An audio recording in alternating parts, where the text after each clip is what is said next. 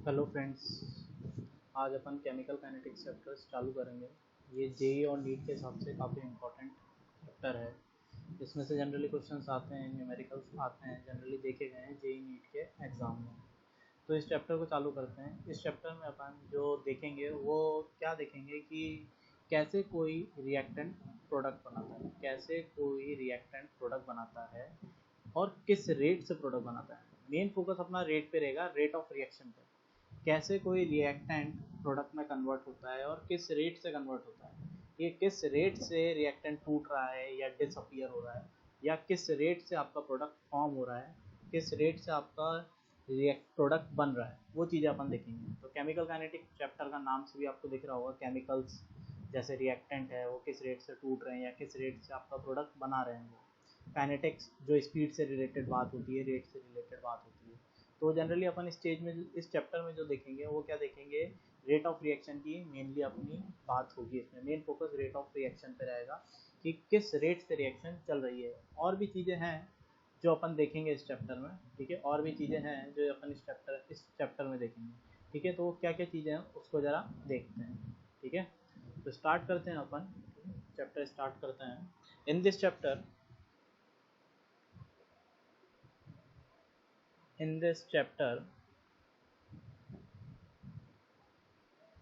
mainly we will discuss, yeah, we will learn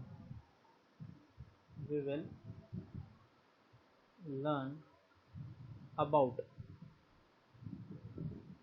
okay?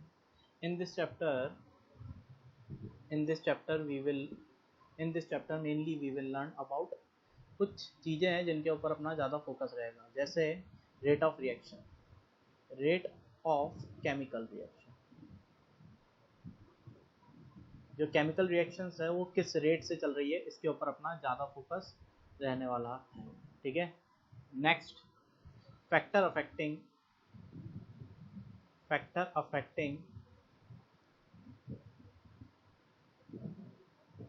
Rate of reaction. अब कुछ factor ऐसे भी होते हैं जो आपके रेट ऑफ रिएक्शन को ज़्यादा ही अफेक्ट करते हैं।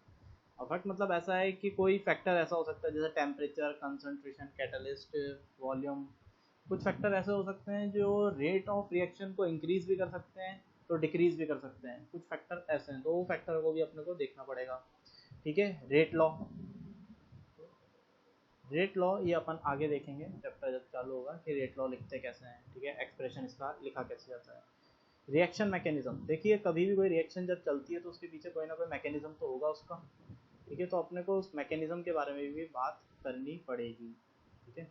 नेक्स्ट, एक्सपेरिमेंटल मेथड भी हैं, कुछ एक्सपेरिमेंटल मेथड भी हैं। एक्सपेरिमेंटल मेथड टू डिटरमाइन, कुछ एक्सपेरिमेंट मेथड भी है जिससे आप पता करोगे कि ये रेट लॉ का एक्सप्रेशन है क्या। टू डिटरमाइन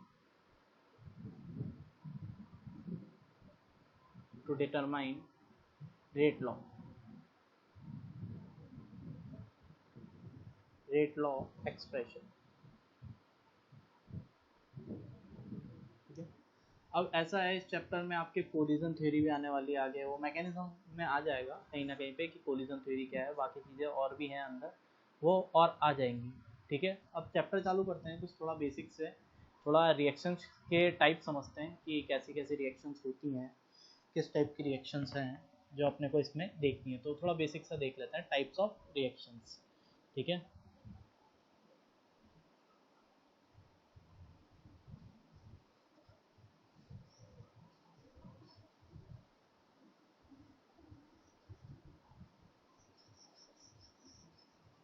तो टाइप्स ऑफ रिएक्शन में कुछ रिएक्शन जो अभी नई है, ऐसा लग रहा है कि हाँ इसको इस चैप्टर में पढ़ाना ज़रूरी है, वो पढ़ेंगे।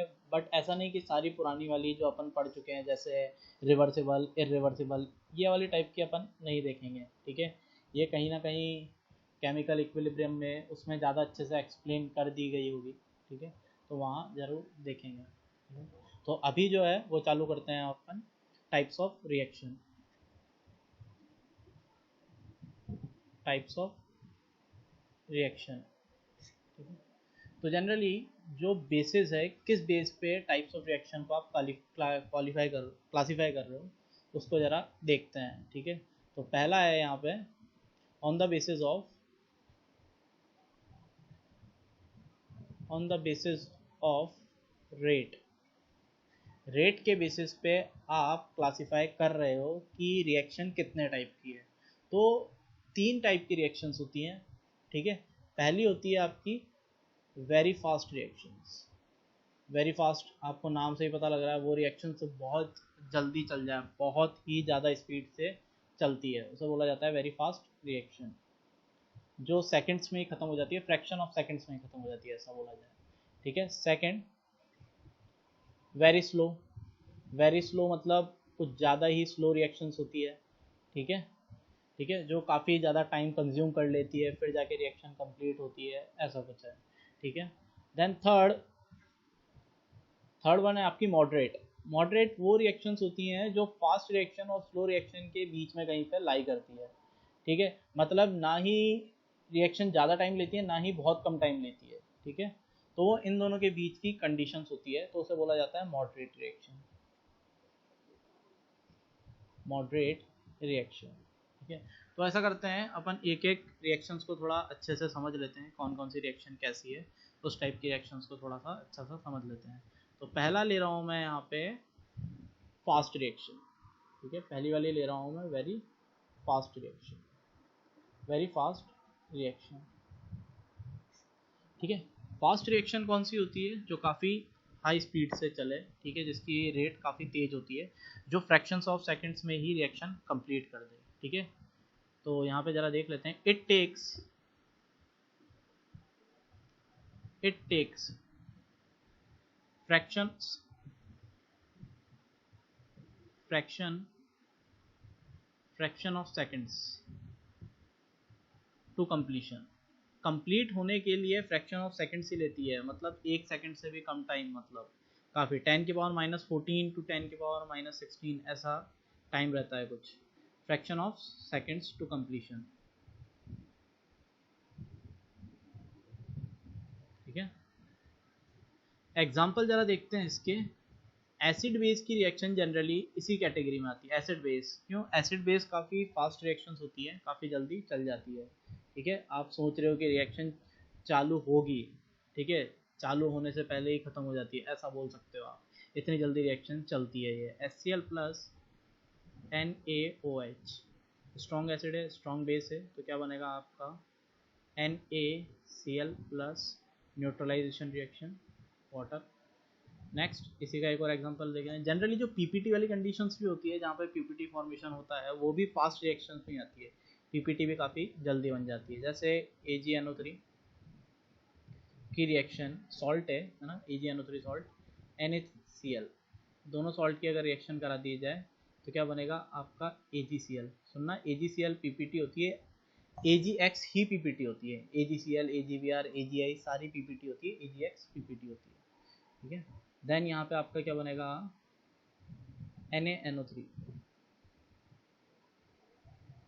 नेक्स्ट एक और रिएक्शन देख लेते हैं, BaCl2। अगर मैं इसकी रिएक्शन Na2C Na2NO3 से करा दूँ,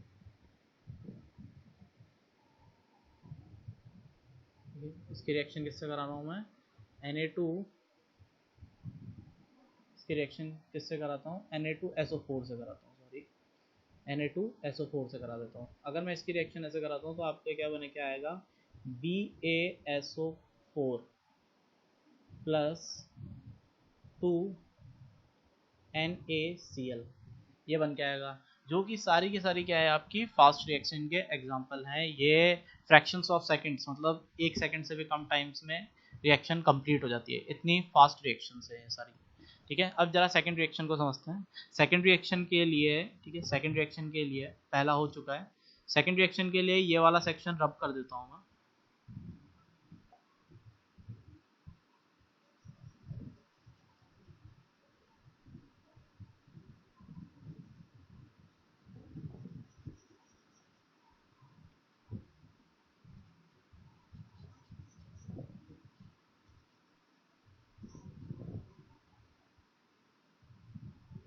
ठीक है। सेकंड कौन सी है आपकी, स्लो रिएक्शन। सेकंड रिएक्शन आपकी जो आ रही है very slow reaction, very slow reaction, ठीक है। इट टेक्स डेज और मंथ्स, ये काफ़ी ज़्यादा दिन ले लेती है या फिर महीने ले लेती है रिएक्शन कंप्लीट करने में। रिएक्शन सिर्फ कंप्लीट करने में ही है दिन या महीने लग जाते हैं इसको, ठीक है। ये इतनी जल्दी नहीं होती रिएक्शन कंप्लीट। अभी इसके एग्जांपल से भी आपको पता लग जाएगा। इट टेक्स डेज और मंथ्स टू कंप्लीशन,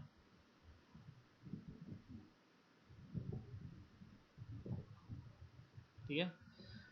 एग्जाम्पल जरा देखते हैं इसके। और सुनना, ये जो यहाँ पे जो स्लो रिएक्शन की बात हो रही है वो रूम टेम्परेचर की बात हो रही है। यहाँ पे टेम्परेचर कैसा होना चाहिए, रूम टेम्परेचर की बात हो रही है। आप टेम्परेचर के साथ ऐसा नहीं कि आप छेड़छाड़ कर रहे हो, आप टेम्परेचर ज़्यादा कर रहे हो कम कर रहे हो, ठीक है। ऑब्वियसली ज़्यादा करोगे कम करोगे तो कहीं ना कहीं रेट ऑफ रिएक्शन के ऊपर चेंजेस आएंगे, तो शायद ये स्लो से फास्ट हो सकती है, ठीक है। क्यों, अपन ने अभी थोड़ी देर पहले देखा था, जो मैंने आपको वहाँ पे लिखा था एक topic, factor affecting rate of reaction. तो टेम्परेचर एक फैक्टर है जो अफेक्ट कर सकता है, ठीक है।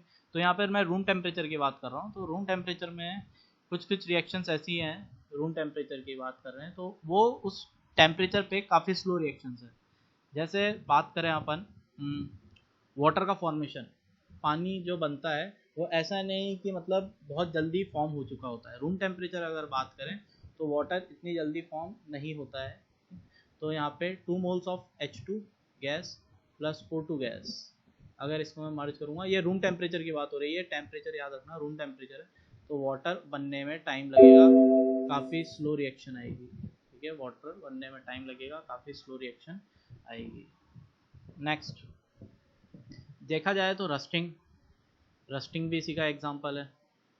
रस्टिंग भी ऐसा नहीं होती, आप कभी आयरन का ब्लॉक लेके आए, आयरन का कोई ऑब्जेक्ट लेके आए, तो उसमें आप कल खरीद के लाए, परसों उसमें रस्टिंग हो गई, ऐसा नहीं होता है, ठीक है। उसमें महीने लग जाते हैं। तो रस्टिंग भी काफ़ी स्लो प्रोसेस है। तो ये सारे के सारे किस में आते हैं, आपके स्लो में। देन थर्ड वाली अपन बात कर लेते हैं, वो है मॉडरेट।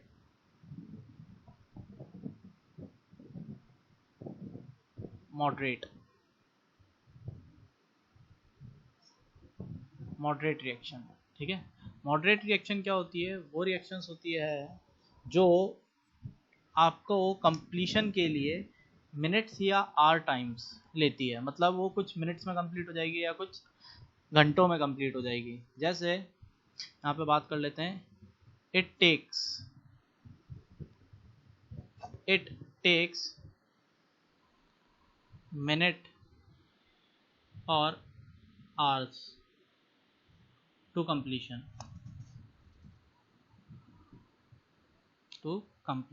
ठीक है। जो मिनट्स में कंप्लीट हो जाए या कुछ घंटों में कंप्लीट हो जाए, वैसे वाली रिएक्शन को मॉडरेट बोलते हैं। एग्जांपल जरा देख लेते हैं इसके। PCl5 है, इसका अगर डिसोसिएशन होगा, ठीक है, तो PCl3 प्लस Cl2। ऐसा नहीं कि ये सेकंड्स में कन्वर्ट हो जाएगी, और ऐसा भी नहीं है कि ये दिन लग जाएंगे इसको कंप्लीट होने में। नॉर्मल सी टेम्परेचर पे भी हो जाएगा, थोड़ा सा हीट भी करोगे आप तो भी हो जाएगा, ठीक है। ठीक है, ये मॉडरेट टेम्परेचर पे भी ये चल जाएगी, ठीक है। मॉडरेट रिएक्शन है ये, इस टाइप की रिएक्शन को ज़रा देखा जाता है, ठीक है। और भी रिएक्शंस होती है, जैसे अपना जो ग्लूकोज होता है या सुक्रोज होता है, ठीक है। जैसे सुक्रोज का जो ब्रेकडाउन होता है वो ग्लूकोज और फ्रैक्टोज में कन्वर्ट होता है, ठीक है। तो वो वाला चीज़ भी आपका मॉडरेट में आती है। ऐसा नहीं कि वो बहुत जल्दी हो जाता है या फिर बहुत ज़्यादा टाइम लेता है, ऐसा भी नहीं होता। तो बहुत से केसेस ऐसे हैं इसी कैटेगरी के, ठीक है। ओके, नेक्स्ट लेक्चर में ज़रा अपन देखेंगे एलिमेंट्री रिएक्शंस और कॉम्प्लेक्स रिएक्शन के बारे में, थोड़ा सा पढ़ेंगे।